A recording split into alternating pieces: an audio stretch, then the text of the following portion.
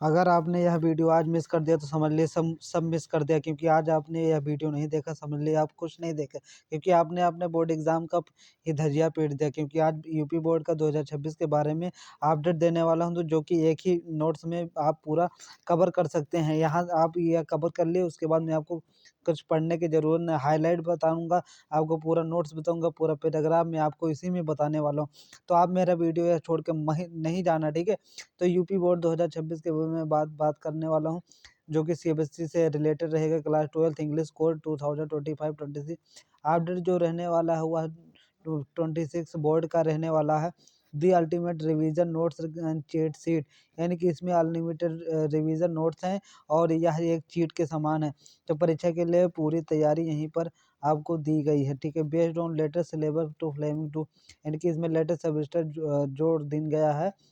हिंदी में स्पष्टीकरण, English format भी में आपका पूरा इसमें इंक्लूड है, ठीक है। तो हम अपना टॉपिक देखते हैं कि दी ब्लूप्रिंट मार्क डिस्ट्रीब्यूशन। अपना हम ब्लूप्रिंट देखते हैं कि अपने मार्क्स को कैसे हम इंक्रीज कर सकते हैं, बांट सकते हैं। तो यह हमारा लिटरेचर का 44 मार्क्स का है।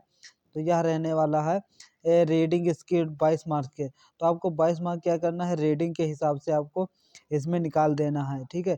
तो रीडिंग में आप क्या लाएंगे, उसके बाद में आपको दूसरा है कि इंटरनल से 20 मार्क्स लाएंगे, उसमें आप क्या करेंगे।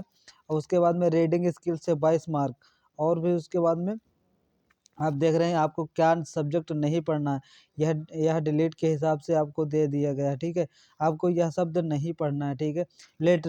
इसमें राइटिंग स्किल नोटिस जो लेटर है ईटीसी 18 मार्क्स का रहने वाला है। लिटरेचर फार्मिंग 40 मार्क्स का रहने वाला है।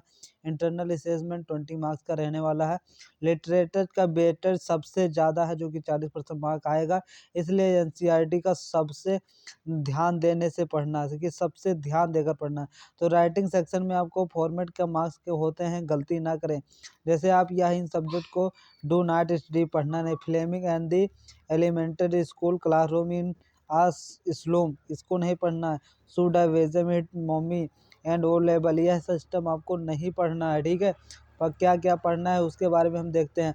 तो शॉर्ट कंपेरिजन यानी 4 मार्क्स का आएगा, जिसे आपको क्या करना है, नोटिस राइटिंग आपको नोटिस करके लिखना है, और इन्वेंशन क्या होता है उसके बारे में। जैसे एक बॉक्स में आपको लिखना है नेम ऑफ इशूइंग अथॉरिटी, किसके द्वारा यह अथॉरिटी है, यह नोटिस जारी किया गया है। तो डेट ऑफ लेफ्ट अलाइजन, डेट ऑफ जो लेफ्ट अलाइजन है उसके बारे में लिखेंगे। हेडिंग सेंटर में आप डालेंगे। बॉडी कंटेंट आपको लिखना है। नेम एंड डिजाइन जो डिसाइनेशन है उसको लेफ्ट साइड में आपको लिखना है, ठीक है। उसके बाद में जो नोटिस को हमेशा एक बॉक्स के बंद करें, यह अनिवार्य है। एक बॉक्स में आप क्या करें, बंद कर दें। तो जो फॉर्मल इन्वेंशन कार्ड है वह type B S letter type में होना चाहिए। कैसे, लेटर टाइप में होना चाहिए। Formal invitation card format third person he she ई दे का प्रयोग करें। तो डोंट फॉरगेट RSVIP, ठीक है। क्या नहीं करना है आपको, RSVIP नहीं करना है। वर्ड जो लिमिट रहने वाला है वह 50 शब्दों को सटीक और औपचारिक लिखे। अगला जो रहने वाला है कि लेटर राइटिंग 5 मार्क्स का रहने वाला है, 120 से 150 शब्दों में लिखना है। तो उसको आपको जो लिखना है, पहला सेंडर्स एड्रेस, उसके बाद में डेट, फिर रिवीजन एड्रेस, फिर सब्जेक्ट के बारे में, सब्जेक्ट छोटा और स्पष्ट होना चाहिए। सॉल्यूशन सर या मैडम से बॉडी 3 पैराग्राफ में होना चाहिए। कंप्लीमेंट्री क्लोज योर फेथफुली के हिसाब से होना चाहिए। आप जॉब एप्लीकेशन भी लिख सकते हैं, जब उसमें जॉब एप्लीकेशन में हमेशा बायोडाटा रिज्यूम संलग्न करने होते हैं। इसमें क्वालिफिकेशन और एक्सपीरियंस जरूर लिखे होते हैं बायोडाटा में, समझ गए आप।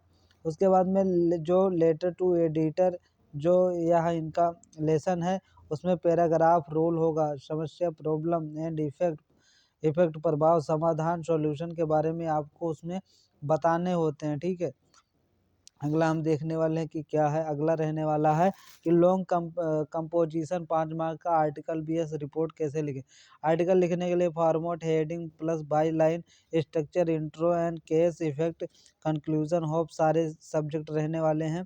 अगला हम देखने वाले हैं कि आर्टिकल में अपने विचार, ओपिनियन और सुझाव लिखें। एंड उसके बाद में प्रेजेंट टेंस का प्रयोग करें, जैसे टिप यूज क्यूट्स, ठीक है। इन सब शब्दों का प्रयोग कर सकते हैं। रिपोर्ट राइटिंग के समय आपको format, heading plus by line, place या डेट लिखना है। रिपोर्ट में हमेशा पास्ट टेंस में ही लिखें।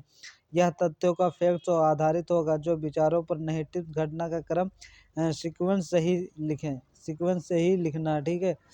अगला हम देखते हैं फ्लेमिंगो जो प्रोज चैप्टर 1 और 2 है उसके बारे में है कि the last lesson keyword linguistic chauvinism pro procrastination विव ला फ्रेंस के द्वारा है। जो हिंदी समरी इसका है कि कहानी का मुख्य विषय अपनी भाषा और संस्कृति के महत्व के बारे में लिखना है, जो कि कैरेक्टर नोट्स करें। From to regret student Mohammad Hamel and उसके बाद में पेट्रोटिक टीचर के बारे में है।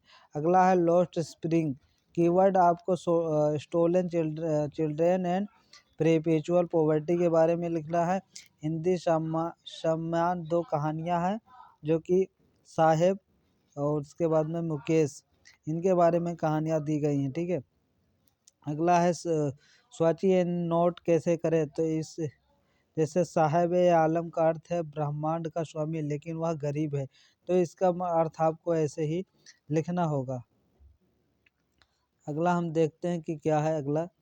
अगला रहने वाला है कि फ्लेमिंगो प्रोज चैप्टर 3 और 4 कैसे लिखा जाए। तो डीप वाटर जेनिफियर डिटर्मिनेशन प्रिजिवेंट्स के बारे में दिया है, उसको आपको पढ़ना है। डुगोल्स का पानी के डर को जीतने का सफ़र, इंस्ट्रक्टर ने उसे स्टेप बाय स्टेप तैराक बनाया है। All the have to fear is the fear itself.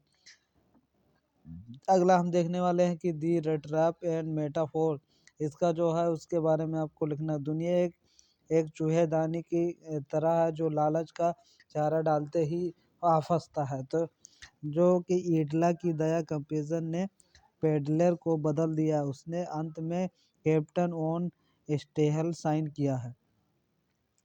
अगला हम देखते हैं कि जो फ्लेमिंगो प्रोज ब्रीफ समरीज है वह है इंडिगो गांधी जी का चंपारण सत्याग्रह, मुख्य से एक सेल्फ रिलायंस आत्मनिर्भरता और डर से आज़ादी मिलती है। इस इंटरव्यू में घूसपेट या इंस्ट्रक्शन सच्चाई का स्रोत देता है। इम्ब्रेटो इको को मानना है कि वह खाली समय इंटरेस्टिंग में लिखते हैं, यह गलत है। तो इन सब शब्दों का प्रयोग इसमें दिया हुआ है। अगला है कि पोट्री चीट सेट कैसे हम देखें। तो माय मदर एट 66, इसके बारे में यह तो थीम एलाइजन फियर सीप्रियंस काव्यत्री अपनी माँ की उम्र और मृत्यु के डरों को छिपाने के लिए मुस्कुराती है, इसके बारे में दिया है। तो शांति साइलेंस का अर्थ मृत्यु नहीं है बल्कि आत्मनिरीक्षण है। तो कीप क्वाइट इन 3-4 पॉइंटों को आप स्माइल प्रोफेजेशन इलेक्ट्रिशियन सिम्बोलिज्म इन सब शब्दों को याद करके आप अच्छे से मार्क्स ला सकते हैं, ठीक है। अगला है पॉवर्टी चीट सीट पार्ट 2 यानी कि the things of beauty. Beauty क्या है, तो सुंदरता हमें तो दुख और निराशा से उबरने में मदद करती है। अगला है कि शहरी लोग ग्रामीण की अनदेखी करते हैं, कभी उनकी पीड़ा से दुखी है। And Janice Tiger to not arts for to escape.